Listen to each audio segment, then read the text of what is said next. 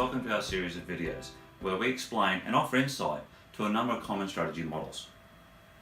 Research does show that a lot of businesses fail to effectively define and communicate their strategy. Now we see this comes down to a lack of understanding of these models and how to apply them. So we've designed this particular series of videos using everyday language to explain these models and provide some insight and context around them. Now today, the first model we'd like to cover off is the business model canvas. Now we see this particular model as the most valuable tool to have in your toolkit when you're looking at your current businesses, you're looking at your future state options and ways to be able to move through that, particularly when you're going through complex transformation programs. Now also, for startups, this is a must. It really gives you clarity to the business model and what you're trying to achieve. So let's move into the model and take a look at a few of the elements. So as we look at this particular model, on the front end, the right hand side of the model, this is the key part.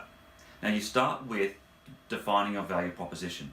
And once you've defined your value proposition, that is your purpose, why you exist, the value you intend to deliver. And once you understand this, you're then able to articulate your customers or consumers, depending on what terms you use in your business.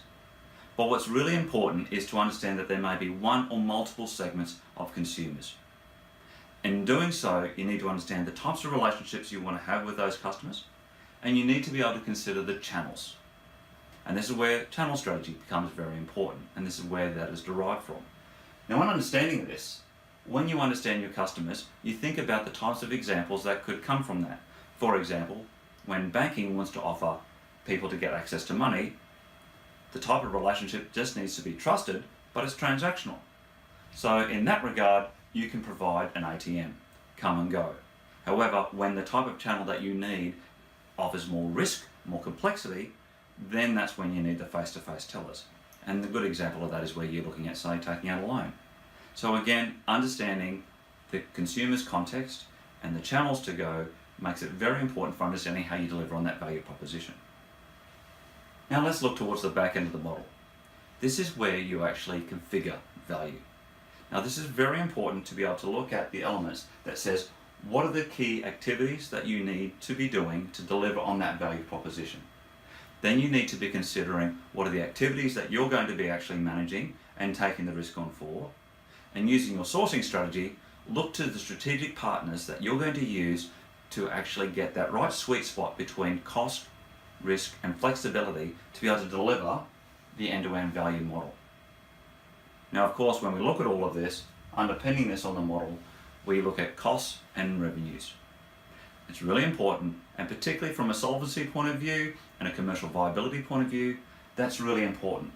So as you can see, these various elements of the model come together and allow you to describe that value chain of your business. Again, reiterating, this is really important if you can define your current state and potential future state options. Thanks for watching. We'd love to hear your feedback to shape this and future videos. If you want to contact us, please leave a message below. Contact us via email.